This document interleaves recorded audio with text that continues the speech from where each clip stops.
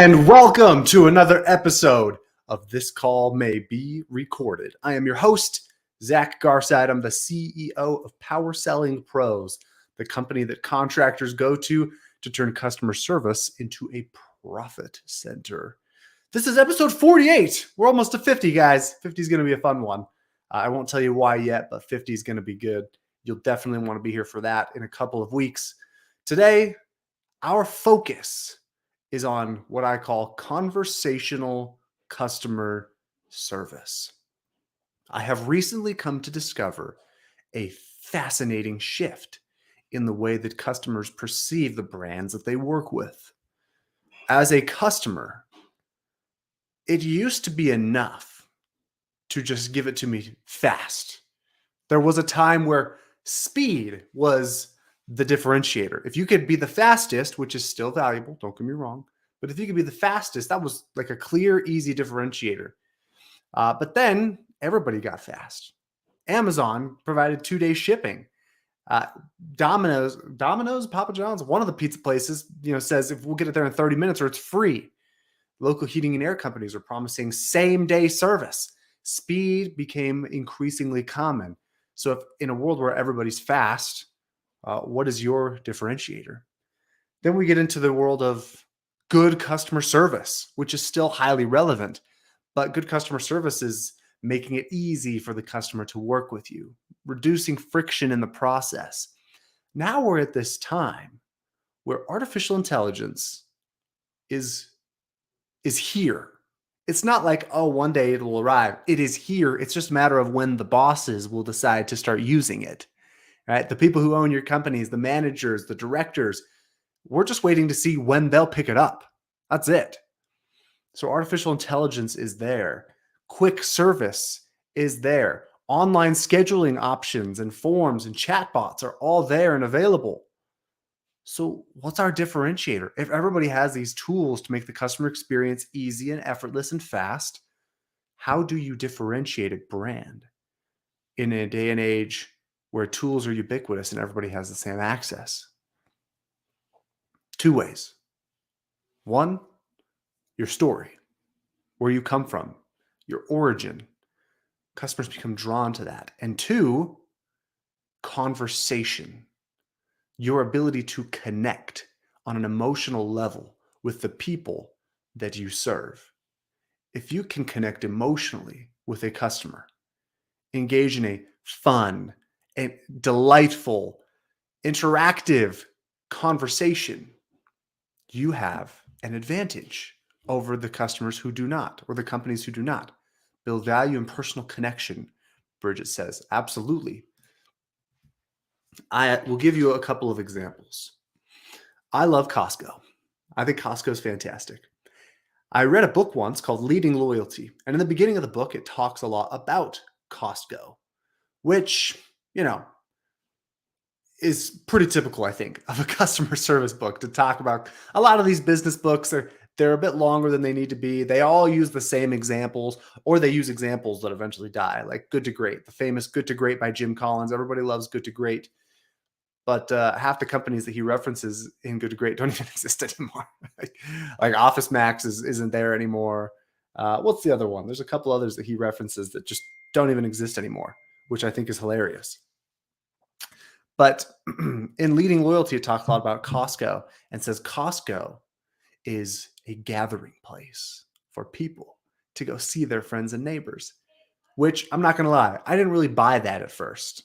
I said, yeah, Costco's awesome, but it's not a gathering place. When I think of places to go meet my friends and neighbors, I don't imagine Costco as, even in the top 10 places. But then our neighborhood got a new Costco. It's about a 15-minute drive to get there, and we love going there. My wife actually just got back from Costco like 5 minutes ago. And without fail, every time we go there, we see someone from our neighborhood. Even people that we don't talk to that often are there. And it's like, hey, what's up? How's it going, guys? Oh, we love the hot dogs and pretzels. They're amazing. Have you tried the soft serve ice cream? It's so good.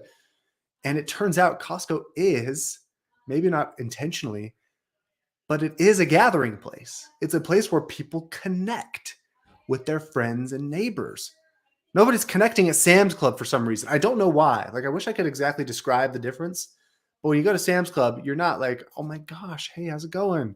You kind of just get in and get out. But when you go to Costco, there's this connection element to it that keeps people coming back. We feel connected to the brand, to the experiences that we have there, to the people that we see and who serve us. One of the other things I've noticed about Costco, the employees at the checkout lines are more than happy to run anywhere in the entire warehouse to get you something. I've seen on a couple of occasions now, especially with those muffins. I don't know what it is about the muffins. I've seen on a couple of occasions customers who say, oh, I forgot to get muffins. I forgot to get the chocolate muffins. And an employee will say, don't worry, I'll go get it. And then they start running through the store to get to the back where the muffins are. It's amazing how this works. How when people feel a connection to the brand, to the company, and more importantly, to the people inside the company, they become more loyal, even if the price is higher. And the best way to do that in a home service business, the best way to do that if you're a contracting company, is the power of conversation, the power of connecting with people through emotion, through listening, through empathizing, asking questions, relating to them. When a CSR gets on the phone, CSRs progress through levels, what we call them at Power Selling Pros. Level 1 is you need to learn call flow. You need to learn how a call is supposed to flow when you're talking to a customer. And so we provide really detailed scripting to help you understand call flow. Positive greeting, confidence, listening, empathy, telling the customer what you can do, asking for the business, building value. These things are essential in level 1, becoming familiar and good at call flow. Level 2, we start to learn how to negotiate a little bit. Now, how do we overcome objections? How do we get the customer to book even if we're booked solid? How do we get the customer to book even when there's not exactly when they want to call around and look for somebody else? Negotiation skills, in addition to call flow, help CSRs book more calls, wow more customers. Then we get to level 3, where we're really focused on personalizing the phone call, making it feel personal and relevant and building a real strong connection, using the customer's name, personalizing all of the aspects of how we describe our service and ask questions. Finally, level 4, we have conversation. It's natural at that point. It's almost effortless. It just flows. It's second nature. It's instinct now for the CSR once they get to that point. You start by learning the flow, then the skills of negotiation, then how to personalize the experience, and then you reach a point where it needs to be instinctual. It needs to be you, letting your style and personality drive the conversation in a positive, upbeat way. We still use the call flow elements, we still follow the process, but the most important thing is that it's you. The thing that I find hilarious in business is the obsession with processes. Now, don't get me wrong, all right? I know processes are, everybody's obsessed and married to their processes. I get it. The thing about processes, though, is processes scale the business. They don't grow the people. They should free people to be able to grow. They should free people from tasks and jobs and little minutia that gets in the way of being who you are. But if you want to grow people, it's not just about systems, right? Systems are, again, to free us from other things, other problems. People grow when they're able to get into a flow state, when they're able to do things naturally and effortlessly and instinctually. A phrase that we've been using here at Power Selling Pros recently is practice analytically, perform intuitively. When you practice, you study, you strive for perfection, you use processes and systems. But when it's go time, when you're there with the customer, helping them, let your intuition guide you. Trust that the preparation you have put in and that the study and the practice have prepared you for this moment. And trust that you are the person for the job, and that your skills and your personality and your abilities are what we need. Trust that when we hired you and not somebody else. That, my friends, is your rant on conversational customer service. Gotta stretch my neck a little bit. Get in the zone here to listen to some phone calls. Thanks so much for attending episode 48 of This Call May Be Recorded. Today, as always, I've got some phone calls to play. I don't listen to these phone calls beforehand. I have my quality assurance team here at Power Selling Pros find the calls, edit out the personal information from the calls, and then we listen to them together. So with all that said, let me pull up here a couple of calls for us to listen to. I've tried a new method now of playing the phone calls. I'm pulling them up now on my cell phone because it turns out people have been holding out on me for a long time.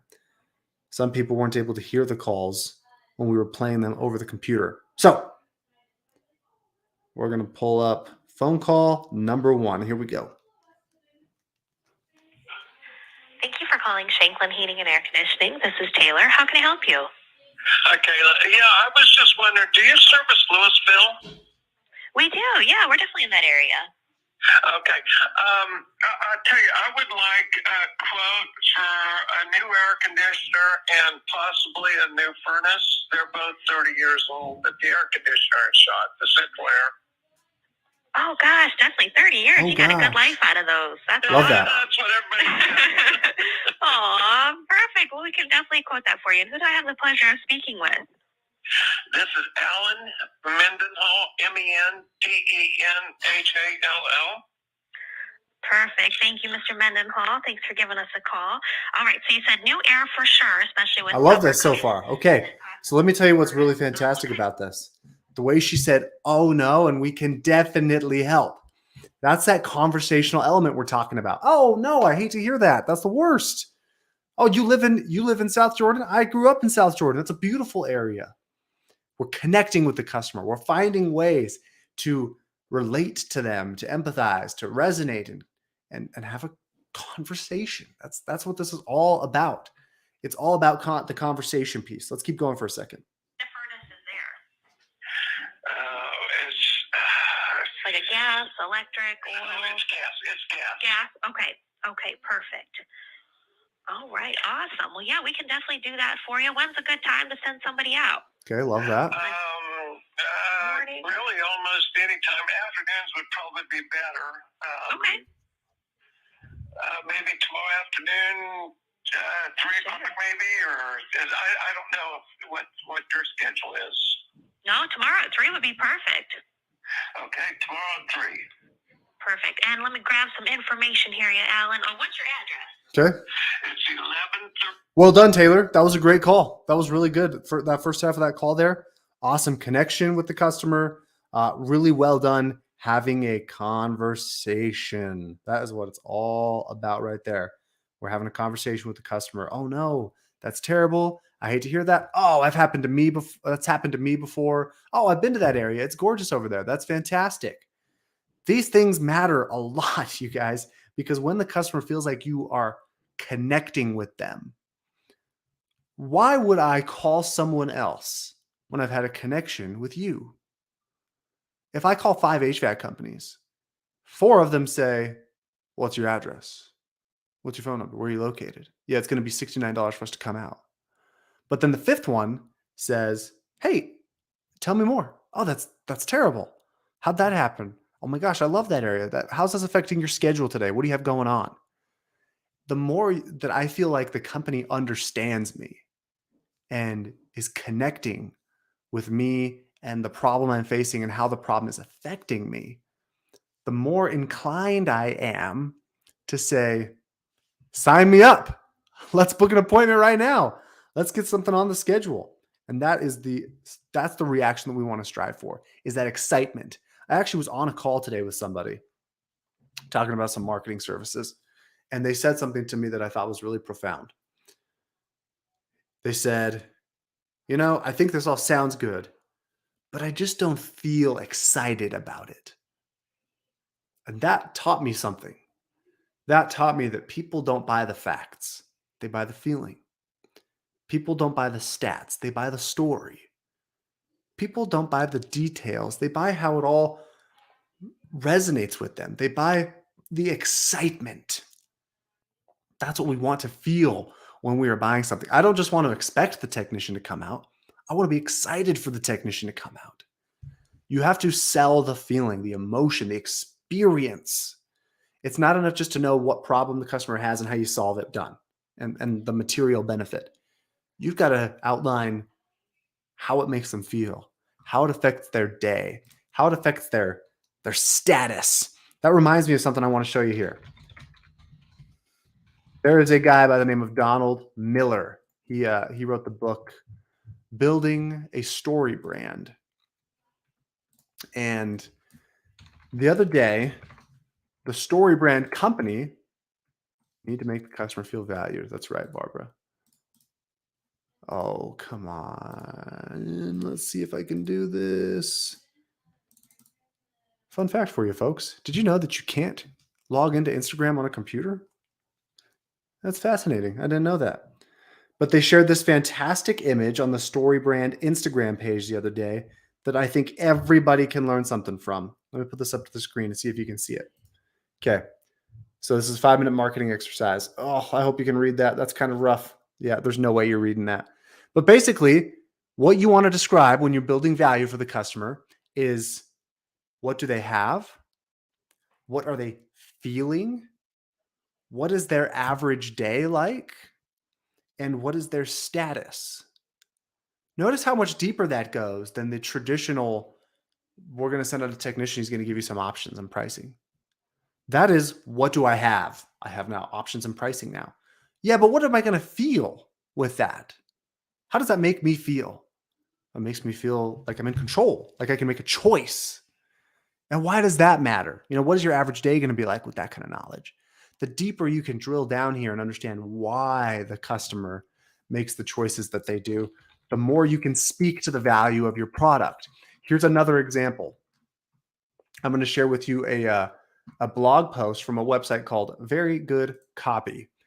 This is a website all about how to persuade people is kind of the whole idea here. All right. And let's go to, there are all of these benefits. I'm going to share my screen with you. Share screen. All right, here we go. So it's Life Force 8 is what it's called. All right. And with Life Force 8, human beings are biologically programmed with the following 8 desires. Look at this. There is survival and the enjoyment of life. There is the enjoyment of food and beverages. There's freedom from fear, pain, and danger. There is physical companionship, comfortable living conditions, to be superior, winning, keeping up with the Joneses, care and protection of loved ones, and then, of course, social approval. These are the things that motivate people. Notice how nowhere in this list is the $69 is, a good priced HVAC unit listed or quick service. No, specifically, it's freedom from fear that you have to tackle. It's comfortable living conditions. It's care and protection of loved ones. Those are the driving forces.